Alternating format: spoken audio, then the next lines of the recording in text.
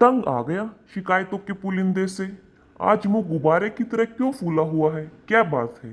लगता है आज फिर सास बहू में किसी बात पर बहस हुई है। समीर ने चाय पीते हुए अनामिका की ओर देखते हुए कहा। कुछ नहीं, रोज की तो बात है। माँ जी को तो हमेशा ही मुझसे शिकायत रहती है। ऐसे ऐसे काम करने को कहती हैं कि दिल जल जाता है। अनामिका ने समीर से कहा। आज क्या हो गया? तंग आ गया मैं माँ और तुम्हारी शिकायतों के पुलिंदे से। इससे तो मैं कुंवारा ही अच्छा था। मैं भी कुंवारी बहुत अच्छी थी, चैन की जिंदगी थी मायके में। आपने पूछा तभी बताया, नहीं तो मुझे भी इस मुद्दे में आपसे बात करने का कोई शौक नहीं। करने के लिए मेरे पास बहुत काम है।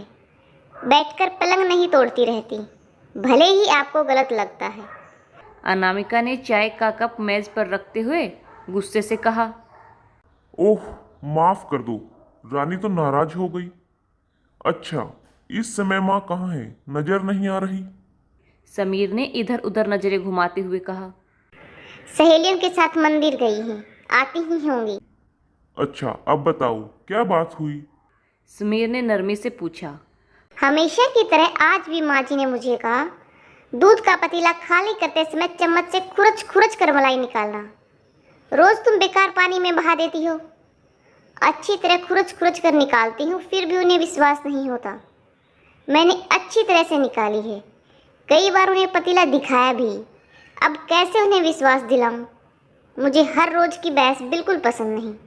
और तो और, आज मैंने आपकी घिसी कमीज जो फट गई थी उसे घर की साफ सफाई के लिए मेड को दे दी, तो माँ जी ने ले ली। मेड बड़ी अजीब नज़रों से माँ जी को देख रही थी। अनामिका ने कहा। ओह, क्यों ले ली? समीर ने हैरानी से पूछा। माँ जी कह रही थी सील दूंगी। समीर अभी डाल सकता है, बेकार में क्यों फेंकना। बहू, तुझे जरा भी पैसों की कदर नहीं है। मेरे बेटे की गाड़ी मेहनत की कमाई उड़ाती रहती हो। पता नहीं मेरी किस्मत में खर्चीली बहू क्यों लिखी। आप बताइए, कौन सा फालतू खर्चा करती हूँ? आप ही तो वो कमीज डालना नहीं चाहते थे। सुबह ही तो मुझसे कहा था सफाई के काम में लगा देना। यह तो अच्छी बात नहीं। कमीज तो बहुत ही घिस और फट गई थी। मैं इस बारे में माँ से बात करूंगा। इतनी कंजूसी अच्छी बात नहीं। इतनी कंजूसी अच्छी नहीं, समीर ने गुस्से से कहा। वही तो, फिर मुझे कहे तो कोई बात नहीं। कॉलोनी में कोई भी ऐसी नहीं है जिससे मेरी शिकायत न की हो। कभी उन्हें मेरा कमरा अच्छा नहीं लगता, तो कभी मेरे देर से उठने पर शिकायत है, तो कभी सहेलियां और मायके से बातचीत करने पर। उन्हें तो मेरे लिखने पर भी शिकायत है। वो तो अब लोग समझ गए हैं कि माँ जी को शिकायत की आदत है, नहीं तो पहले मैं किसी से नजरें भी नहीं मिला पाती थी। अनामिका ने उदासी से कहा। अब छोड़ो भी यार, माँ तो शुरू से ही ऐसी है। उन्हें पिताजी ही नहीं समझ पाए। बड़ी हैं, एक कान से सुनकर दूसरे से निकाल दिया करो। माँ को अवसर देकर समझा दूंगा। अब गुस्सा थूक दो और जल्दी से तैयार हो जाओ। कुछ देर बाहर घूम कर आते हैं, तुम्हारा मूड भी सही हो जाएगा। माँ जी को आने दीजिए, फिर चलेंगे। फिर अभी खाना भी बनाना है। ऐसा करो, माँ के लिए खाना बना लो, हम बाहर ही खा लेंगे। ठीक है, जल्दी से खाना बनाकर तैयार हो जाती हूँ। कहाँ जाने की तैयारी हो रही है? माँ, कुछ देर के लिए बाहर जा रहे हैं। आपके लिए क्या बनाना है? तेरी बीवी का पैर तो घर पर टिकता ही नहीं। बेटा आया नहीं कि महारानी को सैर सपाटे की सूझ गई।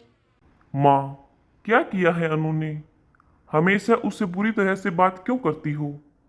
उसने नहीं कहा चलने को, मैंने ही कहा है। अब जल्दी से बता दो क्या बनाना है, देर हो रही है, समीर ने गुस्से से कहा।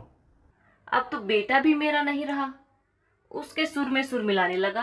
आंखों में अश्रु लाकर कनिका ने कहा। जो मर्जी समझो, अब जल्दी से बता दो क्या खाना बनाना है, देर हो रही है, समीर ने कहा। मुझे कहीं नहीं जाना। क्या हुआ? जब तक माँ जी खुशी से जाने के लिए नहीं कहेंगी, तब तक कहीं नहीं जाऊंगी। देखा माँ, अनु को तुम्हारा कितना ध्यान है। और आप? देखा, तुझे देखकर इसका राग बदल गया। मुझे नीचा दिखाने का कोई न कोई मौका खोजती रहती है। मेरे लिए कुछ बनाने की जरूरत नहीं है।